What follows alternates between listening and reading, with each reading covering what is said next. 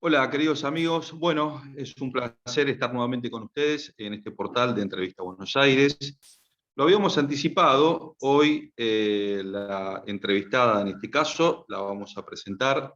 Se trata de Lorena Savioli, que es dirigente del Partido de los Trabajadores Socialistas, integra el Frente de Izquierda, es licenciada en Sociología, cursó sus estudios en la Universidad Nacional de La Plata, además es docente, milita y trabaja en Bahía Blanca, donde reside en la actualidad.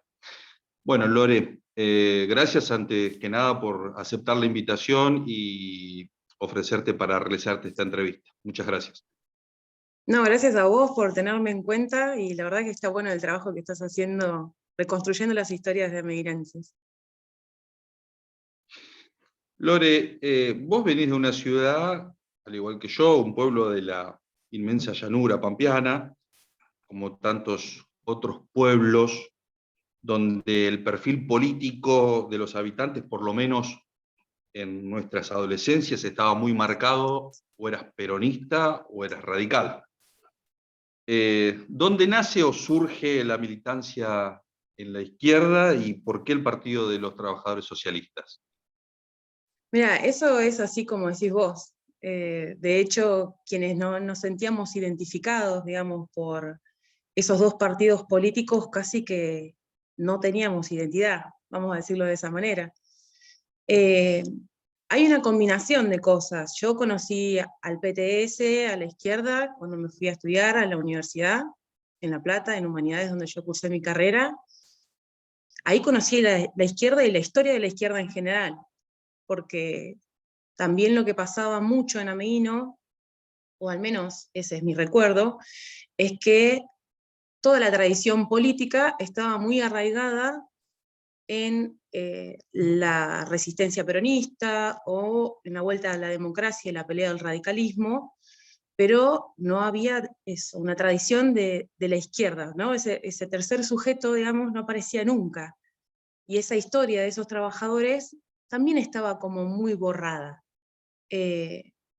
A mí, en realidad, lo que me pasó fue como que la izquierda le terminó de dar, digamos, una coherencia a un montón de cosas que yo vivía y que yo sentía, producto del trabajo de mis viejos, bueno, que todos recordarán, los dos tíos, mi vieja, mi viejo laburando, nosotros ayudando con mi hermano, y la verdad es que eran jornadas de trabajo muy largas y que a mí me hacían pensar por qué había que trabajar tanto para poder vivir, ¿está bien? Imagínate que en el frente del negocio estaba la plaza, y yo pasaba horas en ese negocio mirando a los niños que iban a jugar, y yo decía, ¿por qué ellos pueden jugar y yo tengo que estar acá trabajando con mi mamá? Pensaba, ¿no? Ayudándola, siempre con la intención de que el trabajo no recaiga solamente sobre ellos, ¿no? Pero era un poco eso lo que me empezó a surgir, digamos, como duda y la sensación de un mundo injusto que no le devolvía a los trabajadores lo que daban, ¿sí? Esa sensación tenía yo al ver la vida de mis viejos. Todavía la sigo teniendo, ¿eh? Y bueno, cuando conocí a la izquierda, al PTS en La Plata, la verdad es que justamente fue con la lucha de los trabajadores de Sanón, que ellos mostraron cómo poder poner en funcionamiento una fábrica, siendo trabajadores que la habían recuperado, y eso me mostró que los trabajadores también podían pensar cómo organizar el mundo. Y esa idea y esa sensación, esa convicción, a mí me la transmitió el PTS. ¿Y cuánto te ayudó a fortalecer esta convicción la sociología? Y es una pregunta contradictoria, porque la sociología más bien es una ciencia bastante burguesa, vamos a decir. Es una ciencia muy del orden, surgida para poder contener y dirigir el derecho de voto que le da a los trabajadores, su identidad política, poder encorsetar su acción dentro de los marcos del régimen, ¿no? Del Estado, del gobierno tal cual es. Entonces, a mí lo que me gustó de la sociología fue que me permitió conocer a Marx. O sea, yo la primera vez que Claro. leí de forma consciente a Marx fue en humanidades, en sociología general. Me acuerdo hasta el día de hoy porque yo cuando la leí me conmovió muchísimo, ¿no? Esa sensación de encontrarme con un tipo, ¿no? Que estaba diciendo a los trabajadores que podían organizarse, cambiar el mundo, y que tenían todo el derecho para hacerlo. Y la profesora, ¿viste? Preguntaba cosas generales, bueno, ¿qué dice? ¿Qué plantea de tal cosa? Bueno, vamos a seguir, ¿viste? Bueno, el siguiente autor, ¿viste? Y yo me quedaba de la sensación, ¿cómo el siguiente autor? Chicos, ¿viste? ¿Se dieron cuenta de lo que acaba de pasar? Esa era la sensación. La verdad es que algunos autores generaron ese enamoramiento, es decir, pero Marx fue uno de los que me rompió la cabeza, y después, bueno, conocer otra teoría, digamos, de referentes revolucionarios, mucho más. Pero la sociología de conjunto, como cuerpo, digamos, científico, fue creada con otra intención, vamos a decir. Ujú, ujú. Y pasando al plano actual de la política de nuestro país y los tiempos que nos tocan vivir, yo ayer pensaba justamente cuando Alfonsín asume el gobierno en el 83, la deuda de la República Argentina con el Fondo Monetario Internacional es prácticamente igual a la que mantiene hoy el Estado Nacional con el organismo internacional, ¿no? Eh, Te lo pregunto como socióloga, te lo pregunto como política también, podés hacer dos respuestas desde distintos planos. ¿Por qué nos pasa lo que nos pasa? Y tomo este periodo del tiempo porque es el más cortito, por lo menos el que nosotros hemos vivido, pero si uno quiere remontarse a la historia, puede, de 1810 hasta la actualidad, ver estos vaivenes y deudas y idas y venidas, y siempre la misma situación. ¿Hay alguna respuesta para eso? Para mí hay una relación muy directa en un sentido, digamos, el lugar que ocupamos en el mundo, tiene un poco que ver eso, ¿no? La relación que se establecen entre los estados, qué producimos, cómo lo producimos, cómo lo vendemos, y también quiénes se adueñan de lo que vendemos. O sea, si hay algo que no cambió desde aquel momento hasta ahora, es que en última instancia, con la vuelta de la democracia y la vuelta de los derechos de las organizaciones, para los trabajadores, para la juventud en general, que es algo que nosotros consideramos que es una conquista, ¿no?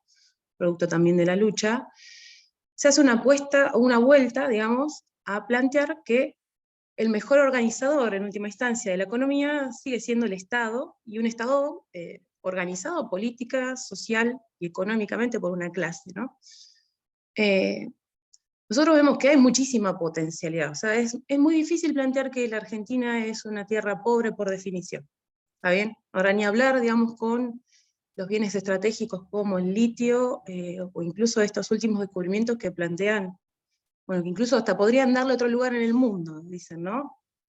La otra vez Cristina hacía referencia a eso. No es un problema de recursos, Argentina no tiene un problema de recursos, no es naturalmente pobre. El problema es cómo organizamos esa producción y cómo la distribuimos. Ese endeudamiento que aparece, desaparece, aparece, se paga, ¿está bien? No es que hay una liberación completa, digamos, de esa dependencia del imperialismo, de las naciones más fuertes, sino que hay distintos momentos económicos, digamos, y también algo que ya no puede hacer el imperialismo tan fácilmente como hace unos años, que era decir, bueno, yo soy la dueña del mundo, incuestionable, solo la reina ahora será Estados Unidos y nadie más. Bueno, ahora no es tan así, entonces empieza a haber problemas para poder mantener esa hegemonía. Ahora, ¿necesitamos acudir a la deuda? Nosotros creemos que no. O sea, no solamente que no hay que acudir a la deuda, sino que tampoco hay que reconocerla como legítima. O sea, es una forma más de dominación del capital extranjero sobre las naciones. Lo hace sobre Argentina, lo hace sobre distintos países, digamos, América Latina, y a nivel internacional, hace poco también está el ejemplo de Grecia, digamos, no hay una buena cara de la dominación de estas naciones para América Latina, ¿está bien? Creemos que eso, que hay que desconocer la deuda, y que también nosotros, otra vez hablábamos con los compañeros y decíamos, la verdad es que el Frente de Izquierda fue muy, muy claro al decir que no había perspectiva progresiva posible pagando esta deuda. ¿Está bien? Digo, para mí lo que pone en cuestionamiento lo que estamos viviendo y este loop que decís vos, es que ¿hasta cuándo podemos seguir pagando esta deuda? Porque las consecuencias que estamos viendo no son buenas, ¿está bien? Nosotros planteamos, bueno, no, hay que desconocerla, no hay que pagarla, y decían, las consecuencias van a ser terribles. Bueno, 19 millones de pobres en Argentina, como hay hoy, ¿está bien? Es una consecuencia terrible. Que de esos 19, 4 millones sean niños, es una consecuencia terrible, ¿está bien? Son consecuencias para prestarle atención y cosas que no se terminan en una generación. Pero yo veo que estos ajustes que todavía los gobiernos de turno, digo, para mí tanto el frente de todos, pero tanto Cambiemos también, no se animan a hacer un ajuste frontal. ¿Está bien? No se animan a plantear, bueno, acá hay que reducir el salario directamente, sino más bien como, bueno, se permite que los precios se disparan, se permite la especulación financiera, son formas de saqueo, que siempre van a recaer sobre las familias trabajadoras, pero el pago de la deuda no se cuestiona. Entonces, yo creo que es muy importante volver a discutir ese tipo de cosas. ¿Existe la dependencia argentina? Sí, bueno, pero ¿por qué existe? Si todo lo que producimos se lo quedan unos pocos, ¿no? Hay otro punto que tampoco se cuestiona desde la vuelta de la democracia, y que en parte también explica el golpe militar, ¿no? Porque hubo una generación que se atrevió a cuestionar eso. Hoy lo vemos, ¿no? Con expresiones como Milei, tipos que hacen ya directamente una reivindicación, ¿no? De la dictadura militar, porque su plan de ajustes saben que no puede pasar de forma pacífica. Entonces ahí hay una relación directa, digamos, entre el lugar que ocupamos en el mundo, lo que producimos, lo que tenemos, y a dónde va lo que producimos.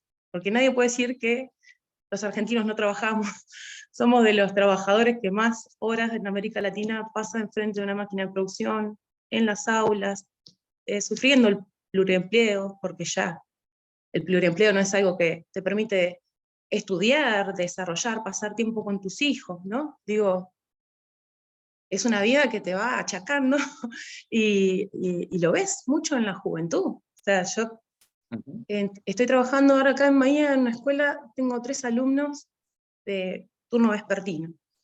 Tengo 3 alumnos que hacen 8 horas de construcción antes de llegar al aula. Se levantan a las 5 o 6 de la mañana, llevan a sus hermanas a la escuela, después de eso hacen 8 horas de construcción y van al secundario hasta las 11 de la noche. ¿Viste? Y yo ahí digo, eso no es una consecuencia, no es solamente que no estamos llegando a fin de mes, ¿está bien? No, son generaciones enteras, es el futuro de generaciones enteras, que hoy tienen 12, 18, 15, ese es el precio de lo que estamos pagando, realmente, eso pensaba. Entonces no hay que pensarlo solamente en términos económicos, sino sociales, culturales y generacionales. Pagamos con dinero, pero también pagamos socialmente. Y en ese contexto que hoy la realidad nos muestra a diario desde un sector del gobierno, bueno, principalmente Cristina lo manifestó en el último acto que hizo en Plaza de Mayo, y en una entrevista que dio a un canal de cable, y también otros medios, ¿no?, masivos de comunicación que intentan o ponen en la agenda que la próxima paso va a ser de tercios, y en esos tercios se ubican al Frente de Todos, ubican a Juntos por el Cambio y lo ubican a Milei. La izquierda, ¿qué tiene para ofrecerle en este contexto difícil que vive la Argentina? Y primero, si vos creés que va a ser una elección de tercios como se está planteando, por lo menos los encuestadores, los grandes medios instalan permanentemente en sus señales. ¿Y qué tiene la izquierda para ofrecer en este contexto? Bueno, hay algo que es muy interesante lo que vos planteás de la pregunta, porque el tan hablado fenómeno Milei no viene expresándose en las elecciones provinciales. Entonces, eso haría pensar, o qué es un fenómeno 100% capitalino, mal llamado, ¿no? Capitalino, cuando se engloba toda la provincia en la capital, o una gran operación mediática, digo, porque si no, no se explica cómo puede tener tanta proyección. Lo que es real es que efectivamente hay un gran lobby de medios, o hubo en un comienzo un gran lobby de medios para instalarlo. Yo creo que cumplió un rol muy importante para mover la agenda a una propuesta de derecha que la realidad es que no solamente que va a ser muy difícil poder aplicarlo, sino que el 50% de la población está en contra de la privatización, de cuestiones esenciales. Y si lo pensamos, no sé, en educación o salud es mucho más. ¿Está bien? Digo, si vos haces una encuesta social profunda sobre valores que hemos conquistado, ¿no? Digo, como sociedad, pero también producto de eso, de la lucha de trabajadores, de las mujeres, de los movimientos sociales. Hay una concepción de que yo tengo el derecho a la educación pública, yo tengo el derecho a la salud pública, y es una gran conquista, digo, eso, socialmente. Entonces, yo creo que es un tipo que enamora en un punto, o que cautiva, porque lo que hubo antes, la verdad que fue bastante una estafa. O sea, nosotros venimos de un gobierno que dijo que iba a ser mejor al macrismo y que prometía un mejor pasar económico, vamos a decirlo de esa manera, ¿no? Una recuperación económica y que por tanto había que apostar a ellos. Un gran sector de la población lo hizo y por eso ganaron las elecciones, ¿no? Legítimamente. Ahora, nosotros vemos que durante estos tiempos de gobierno, o sea, ellos asumieron, dijeron, la deuda de Macri hay que investigarla. Bueno, la deuda de Macri la están pagando. Está bien. No vamos a ajustar, están ajustando. Discutían el ajuste que había hecho el macrismo y que había intentado hacer, esa reforma previsional sobre los jubilados, y la mantuvieron. ¿Está bien? Entonces, es difícil ahora querer convencer que vos vas a enfrentar algo que no lo enfrentaste en los últimos 3 años y medio. El discurso de Cristina tiene una debilidad muy grande desde ese punto de vista, ¿no? Decir, bueno, ahora sí confíen en nosotros porque nosotros, y es muy difícil ya. Y la oposición, bueno, tiene también un límite, digo, el macrismo, o esto es lo que se está viendo, dirimiendo ahora en una interna, también de Juntos por el Cambio, bueno, mostrarse como una oposición hegemónica es complicado. Nosotros lo que vemos es que en realidad hay una gran crisis de los partidos tradicionales, de los partidos que han logrado canalizar masivamente los votos los últimos 30 años y que han sido representantes, digamos, políticamente, ¿no? de los distintos gobiernos, que han representado a los distintos gobiernos. Por eso se da esto de frentes para ganar, pero que son muy difíciles para poder gobernar, y una crisis que empieza a llevarse puesta la casta política, ¿no? Lo que Milei dice, los políticos. Y ahí hay un problema, porque no son solo los políticos como figuras o como gente que se dedica a hacer un arte oscura, vamos a decir, ¿no? Sino es, ¿para qué gobiernan? Yo digo, ¿cómo puede ser que después de tantos años de discurso progresista, sigamos discutiendo los políticos y no discutamos los empresarios, los especuladores, ¿no? Que son realmente los que se la llevan en pala y que son los que también hacen timba enorme con la crisis. Nosotros acá en Bahía fue uno de los lugares donde los liberales salieron muy bien en la elección de medio término. Es probable que mejoren esa elección, veremos, pero ahí hay una gran disputa abierta, ¿está bien? Nosotros vemos que no es un fenómeno uniforme como lo muestra incluso el discurso de Cristina, ¿está bien? No todo el mundo que está diciendo más, yo voto a Milei, lo voto porque expresa sus valores, ¿está bien? Hay un sector que no sabe lo que dice Milei. Lo vota por las formas, porque se identifica con el querer romper todo, pero no poder salir a romper todo, ¿no? ese juego está presente en la identificación con Milei, pero después hay un gran sector que cuando vos empezás a discutir, che, mira, pero este tipo quiere privatizar la educación, ¿tu familia puede pagar tu educación? ¿Quiere privatizar la salud? ¿Tu familia puede pagar la salud? ¿Crees que realmente el problema de la Argentina es la educación y la salud? O sea, que lo que está desfinanciando la casa y el hogar de todos los trabajadores es que el Estado gasta mucho dinero en salud y en educación. O sea, están destinando el 6% del PBI en educación y ni siquiera eso, está subejecutado. Entonces, cuando vos empezás a discutir, y sobre todo a la juventud, le mostrás lo que representa Milei, ¿no? O qué quiere decir Milei cuando dice que prohibir la ESI en las escuelas. ¿Viste? Las jovencitas se miran entre ellas. No, eso no está bien, señores, eso no está bien, profe. Enseguida, ¿está bien? Para ellos es ya un derecho adquirido. Eso, la ESI y todo lo que es educación sexual se ve fuertísima esa identificación. Entonces, es un fenómeno disputable. Ahora, ¿por qué crece es la pregunta? ¿O por qué se instala? ¿O por qué aparece? Nuestra visión es porque no se lo enfrenta.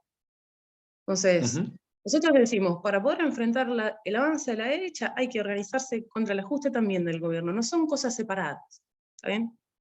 El gobierno plantea como, bueno, esta es la derecha y nosotros, pero venís gobernando con una agenda que no expresa mucha ruptura con las ideas del gobierno anterior, ¿no? Digo, en los aspectos centrales, sacando el discurso, lo que es la acción de gobierno.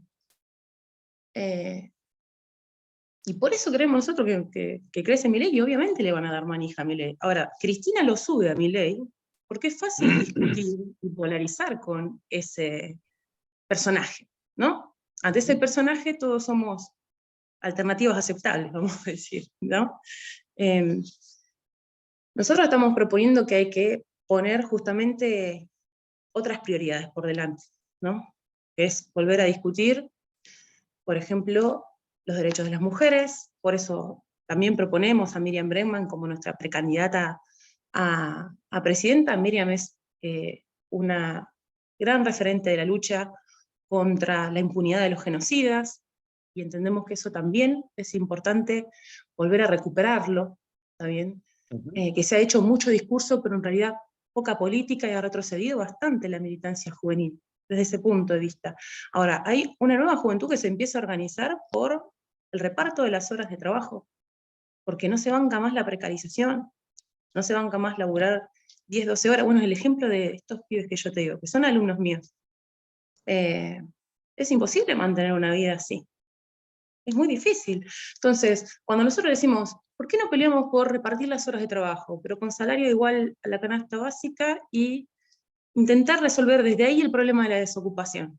Repartamos las horas de trabajo y que vos no tengas que laburar, no sé, 12 horas por día, y eso te quita tu vida, ¿entendés? La tuya, la relación con tus hijos, tu tiempo para poder estudiar una carrera, tener derecho al descanso, entre otras propuestas, ¿no? Que el salario, las jubilaciones, las asignaciones que se dan a los movimientos sociales sean actualizadas automáticamente. Hay muchas propuestas que está levantando la izquierda en este momento. Pero reorganizar el país desde una perspectiva diferente, desde abajo, creemos que es fundamental.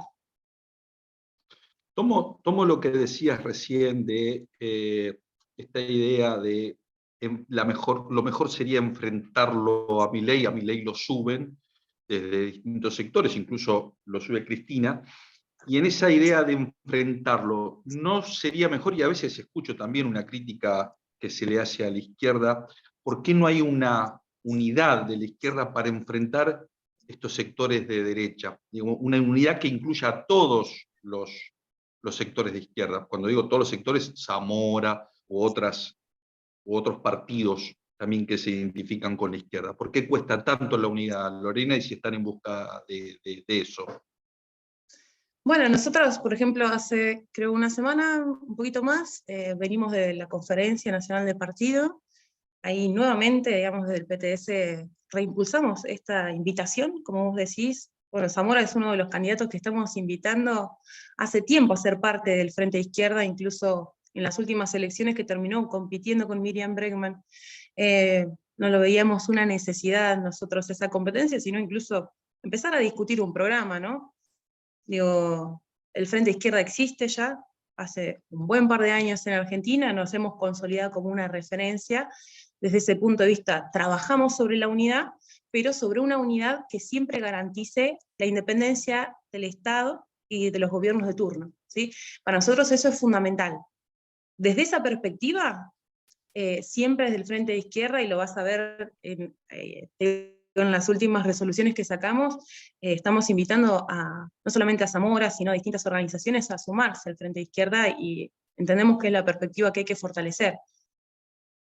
Después, obviamente, digamos, a la hora de poder organizar las candidaturas, nosotros también teníamos la idea de que Miriam Bregman y Nicole Caño son para nosotros los mejores referentes para ir a esta batalla. Entendemos que son compañeros no solamente muy conocidos a nivel nacional, sino también con fuerte identificación, ¿no? De la juventud precaria, del movimiento de mujeres, de la lucha contra la impunidad, y nos parecía que era importante que ellos puedan encabezar la lista junto con miles de trabajadores, ¿no? A nivel provincial y nacional.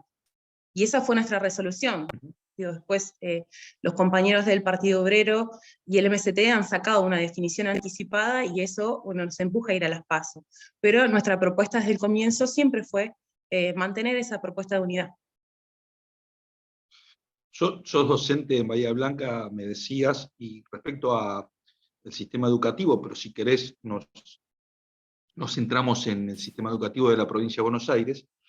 El año pasado, el Observatorio Argentino, creo debes saber el informe que publicó, que reveló que solo 16 de cada 100 alumnos terminan la secundaria en tiempo esperado y con los saberes mínimos en lengua y matemática. Y un nuevo informe que hizo este observatorio, en este caso sobre la primaria, encontró que solo 43 de cada 100 alumnos la terminan a tiempo y con un nivel aceptable.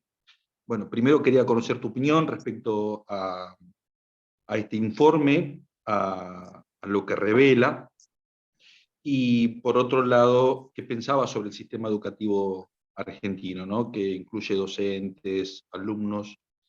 Y por otro lado, también yo pensaba, ¿no? Bien, estas cifras son duras de una estadística, pero no se tiene en cuenta, o no sé si lo han tenido en cuenta, que el 30% de la población carece de los nutrientes básicos para su vida, ¿no? ¿Cuánto influye eso también en un sistema educativo? Y sí, la verdad es que es muy importante tener en cuenta las condiciones sociales, ¿no? En las cuales esos niños estudian. Digo, tener acceso a la educación no es solamente poder llegar a la escuela. Llegar a la escuela es una parte, ¿no? Cada día poder llegar a la escuela, entrar, es una parte. El derecho a la educación implica también el derecho a la sana alimentación, al descanso, a la casa, al resguardo, al cuidado, ¿no? Todo eso, todas cosas, derechos que los niños deberían tener garantizados, y que hoy las cifras de la pobreza y la indigencia que hoy te planteaba también anteriormente muestran que no es así, ¿está bien?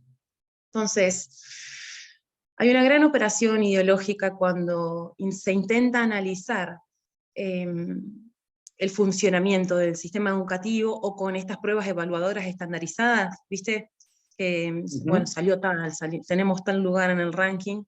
Lo que buscan hacer justamente es desarticular la relación que existe en la vida real de cualquier persona, ¿no? Digo, que es cómo vivís y cómo podés desarrollarte en el mundo. Entonces, y en tu vida.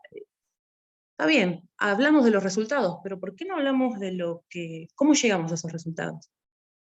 Tenemos un buen tiempo de pandemia que fue difícil, no solamente para los educadores, sino también para quienes tenían que aprender, para el acompañamiento que podían dar esas familias.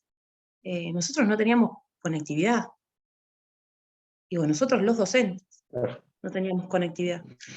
Muchos de nuestros alumnos compartían celular, y era un celular por familia. Digo, hay muchos números que están impactando, ¿no? Finalización de primaria, o el pasaje de lo que fue primaria a secundaria, el año siguiente a la pandemia fue muy difícil. Por eso también surgieron planes de finalización. Yo estuve trabajando en el ATR, que ayudó a que jóvenes puedan sacarse materias y poder terminar. Todavía me encuentro con familias que dicen gracias, profe, por ayudarlo, ¿viste? Porque realmente se hizo muy difícil. Desde ese punto de vista sirvió, pero estaría bueno que cosas así puedan transformarse en algo más estructural, ¿está bien? Que pueda haber docentes en las escuelas que ayuden a hacer un trabajo aparte, porque la realidad es que no se puede terminar de completar ese proceso en el aula, que haya parejas pedagógicas, que el mismo Estado se encargue de que esos alumnos puedan terminar, que los acompañe, con becas de estudio, de incentivo. Después el problema de la educación o del sistema educativo en general es mucho más profundo y más complejo, y ahí habría que rediscutir una de las grandes herencias menemistas que tenemos, que es un sistema totalmente desarticulado, ¿no? Desfinanciado, provincializado, con planes de estudios que son digitados desde el funcionariado público, pero que no saben lo que es un aula, y que es una tarea, no solamente la tarea docente, la tarea de las compañeras auxiliares, que son las que mantienen en condiciones las escuelas, se han precarizado muchísimo. Bueno, es muy difícil también encontrar trabajo para docentes jóvenes. Yo, si bien este año me recibí, hace 4 años que estoy trabajando, y trabajo en Bahía, en Villarino, y voy haciendo dedo al trabajo. También estamos hablando de cientos de kilómetros de distancia.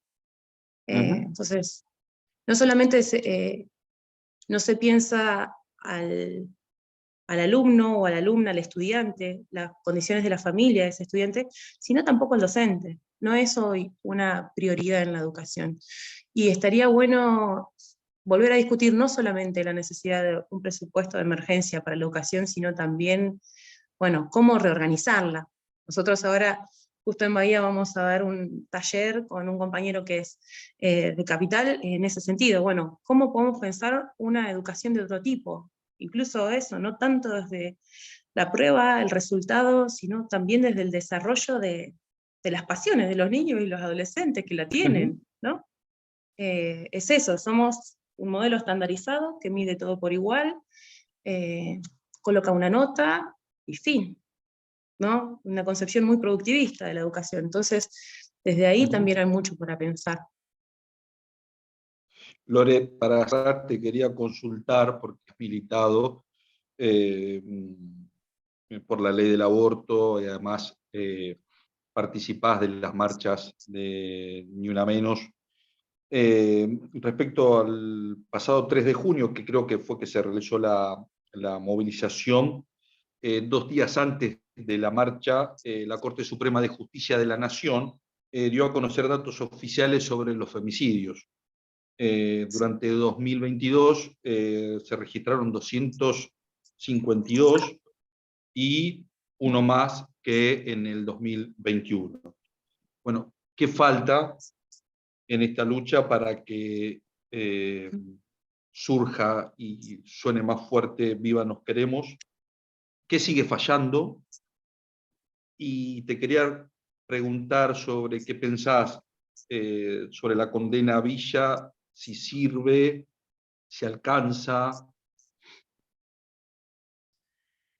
En principio hay que recordar que esa conquista, la conquista del derecho al aborto legal, fue una pelea, vimos miles y miles de mujeres en Capital, bueno, fue una movilización histórica, ¿no? Esa gran marea verde, donde también estaba repleta no solamente de jóvenes secundarias, sino de madres, ¿no? Habíamos varias generaciones de mujeres, a veces se podían encontrar videos de abuelas que saludaban las movilizaciones, ¿no? Como algo impensado en su generación, poder llenar las calles por los derechos de las mujeres, y eso hay que valorarlo mucho, porque no estaba en la agenda de los gobiernos de turno, y las mujeres lo pusimos en la calle y lo conquistamos. Y ese es el método esa es la perspectiva y la forma que nosotros queremos recuperar. La situación de los femicidios es bastante compleja, porque también es, como te decía hoy, así como no se puede pensar el problema de la educación sin la crisis no se puede pensar el problema de la violencia sin la crisis. Cuando la crisis económica empeora, las violencias recrudecen y las mujeres de eso somos testigos, las disidencias sexuales también. Teniendo en cuenta nada más este año, ya son 139 los femicidios que se llevaron adelante, lamentablemente, y vemos que desde ese punto de vista también hubo una promesa importante de gobierno que no se terminó y tampoco comenzó, ¿no? Para llevarse adelante. Digo, se creó el Ministerio de las Mujeres, también fue la represión en Guernica, ¿no? No me quiero olvidar de que más allá del discurso que se tuvo hacia el movimiento de mujeres y esa ola verde que llenó las calles, digo, después se vino esa violenta represión donde se enfrentó a mujeres que estaban tomando esas tierras justamente escapando de situaciones de violencia. Eso era una de las denuncias. Y por eso nosotros hace tiempo venimos presentando un proyecto de ley para declarar una emergencia nacional por la situación de las violencias, porque reconocerlas, identificarlas y que las mujeres podamos denunciarlo es un paso. Pero después la violencia también es una violencia económica, también es depender económicamente de otro, es no poder salir, digamos, de la casa porque hay que criar a esos hijos y a veces no hay forma de hacerlo, o la realidad es que somos la mayoría de las precarias también, ¿no? Somos la mayoría de las pobres del mundo, digo, hay estadísticas que muestran esa desigualdad estructural que tenemos las mujeres ante la vida, ¿está bien? Digo, después tenemos condiciones similares, pero la inteligencia, el desarrollo físico, etcétera, pero quiero decir, hay condiciones sociales y económicas que son profundas y pesan, así como ser la mayoría entre las analfabetas. Eso es así. Pero necesitamos un plan, necesitamos no solamente tener recursos para llevarlo adelante, sino también identificar que necesitamos salir de las situaciones de violencia, físicamente poder tener un lugar, tener un trabajo en blanco, y también atención médica y psicológica para romper con esos círculos. En relación a lo que me decías de Villa, a mí me genera como una sensación contradictoria ver, digo, después de lo que fue esa gran ola verde y lo que logramos las mujeres, cómo se mantienen a veces eso, figuras televisivas, jugadores, rockeros, etcétera, ¿no? Con denuncias hasta último momento. Está bien que se atraviese el proceso legal, hoy lamentablemente es la justicia que tenemos, digamos, obviamente que hay que pelear por una justicia mejor, porque la verdad es que muchas de las veces no se consigue justicia en estas situaciones. Digo, lo de Villa, hasta que no llegó casi la sentencia, fue jugador de primera de uno de los clubes más grandes de Argentina. Sí, sí. Y eso genera una sensación de impunidad grande. Y por eso también hablábamos, si vuelven a vociferar tipos como Milei, también hay que repensar el movimiento mujer y decir, bueno, compañeras, hay que retomar las calles, hay que volver a discutir la urgencia de la ESI y la pelea por la demanda efectiva de nuestros derechos. Lore, la última, fuiste candidata a intendenta en Meguino y en estas PASO serás candidata en Bahía Blanca, todavía no está definido. Todavía no está definido. Sí, fui candidata en Meguino cuando fuimos justamente la pelea en la interna con Nico y Altamira en aquel 2015. Bueno, eso también fue un momento histórico para Meguino porque fue la primera vez que el trotskismo pasó las PASO. Eso fue muy bueno. Y ahora en Bahía estamos recién empezando a organizar la lista. La realidad es que las compañeras y compañeros que ya presentamos hoy, bueno, Daniela Rodríguez va de precandidata a intendenta, la acompaña Estefanía Grosso, y también compañeros que son referentes de la juventud de estudiantes de acá, con 22, 24 años, así que estoy muy orgullosa de eso también. Todavía estamos terminando de armar, lo importante es que quienes van, digamos, son compañeros que logren no solamente explicar nuestras ideas, sino también poner por delante esto, las prioridades. Digo, para nosotros los candidatos son los mejores vehículos de la política. Entonces, a veces juegan unos, a veces juegan otros, pero lo importante, digamos, es que tenemos un fin común y peleamos en común por esa perspectiva, y así vamos pensando las candidaturas. Todavía no puedo decir nada. Bueno, Lore, te quiero agradecer mucho, gracias por el tiempo, gracias por aceptar la entrevista. La verdad que ha sido un gusto, la disfruté mucho. Te quiero agradecer nuevamente. No, un saludo para madre, para ver. Bueno, muchísimas gracias a vos por invitarme y también por permitirme hablar con una meinense que conoce mucho de nuestra historia. Siempre es un gusto. Para mí, te mando saludos seguramente mi madre que va a ver este video. Gracias, Lorena. Sigas bien. Bueno, nos vemos. Que anden bien.